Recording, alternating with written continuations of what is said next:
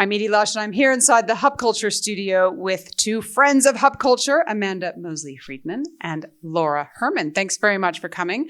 IP3 Corporation.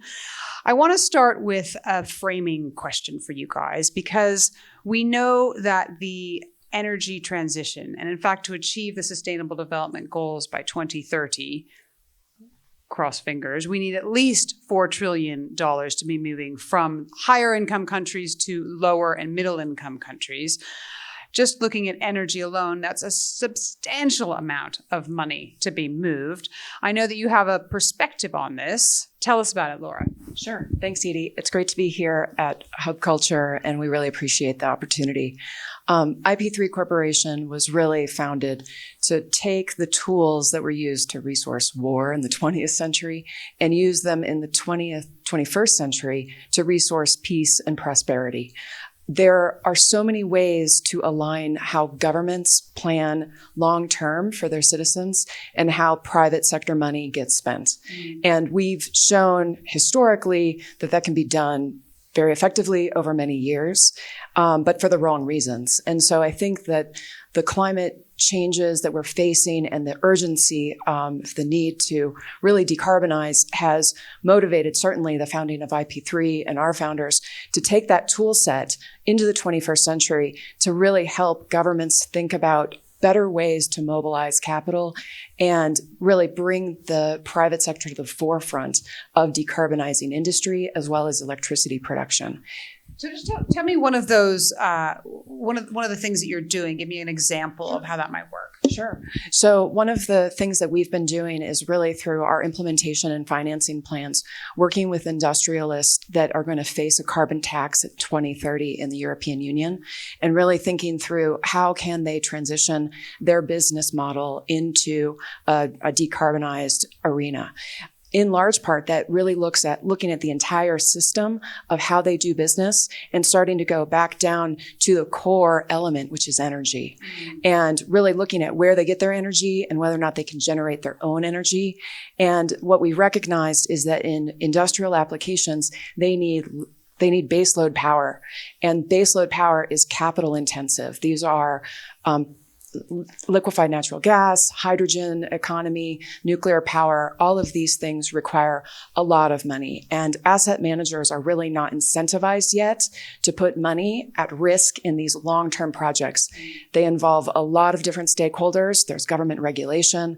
They involve community outreach and long-term planning.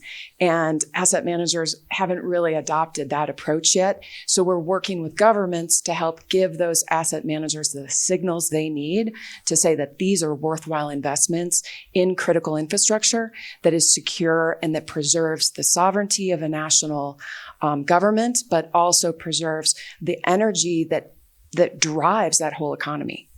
So let's zoom in on one of those forms of energy. We know that we won't solve the climate emergency without looking across all of these different methods of producing energy. There's no silver bullet. There is silver buckshot. And nuclear is one of the things that we absolutely need. We will not be able to achieve the transition without it. Now, I know that you've thought quite deeply about this, Amanda. Tell us your perspective on this. Thank you very much, Edie, and absolutely delighted to be here at Hub Culture. I came into the nuclear industry world, in nuclear power world, in September 2020 from the African development and impact space. I knew nothing about nuclear energy. I quickly understood that we cannot achieve what we want to achieve for the world in the emerging markets or maintain in the developed markets without nuclear energy. We have rising populations, rising electrification demands and needs. We have global warming. Nuclear energy is abundant, baseload, and clean. It's the only way we can achieve net zero and also assure our societies of food security and water security, both of which require baseload power. And in addition to that, there is the security of the way we live, and the ability of nations to be sovereign and to govern themselves. And that requires energy security, which nuclear is one of the only energy forms that can provide that. So what you're saying is that it's not just about energy, but it's in fact, it bleeds into all the other sustainable development goals. You mentioned there water, food, some of the things that we know are going to only be rising concerns over the next few years, right? One of my favorite data points that I've learned or statistics is a small modular reactor can desalinate water 100 times faster per day than any other energy source. That is unbelievably important as we move forward for all the reasons so many of us are aware of. Did you want to come in, Laura? Oh, on the importance of these energy technologies. Sure. I mean, energy is it's the basis of so many things. And when we think about the electrification of the developing world, there are still 1 billion people on this planet who lack regular, reliable access to electricity. And we continue in the developed world to continue to electrify our societies. And so that just means that the underlying need for this clean energy technology is really important. And I think the other thing to remember too, is that we have the technologies available today to make these things possible. And we still need innovation. There are things like deep geothermal and fusion power that are being developed, which are really important to continue to innovate.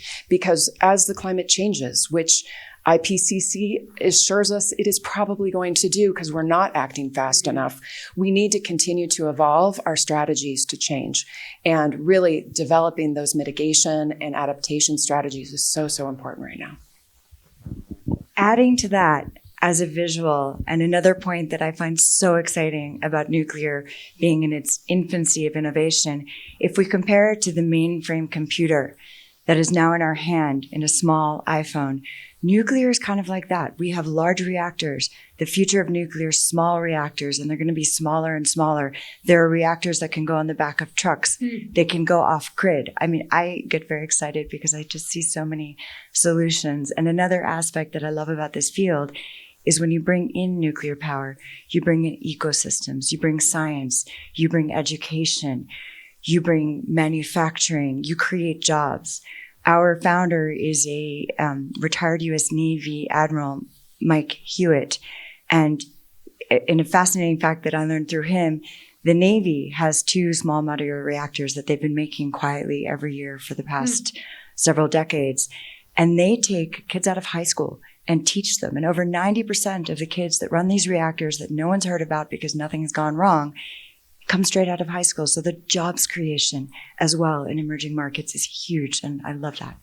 Absolutely fantastic to hear from both of you. It's a message of hope, and there's some real, I'd say, data to dig into there. So thank you very much for spending the time with me here in the Hub Culture studio. I'm Edie Lush. Thank you.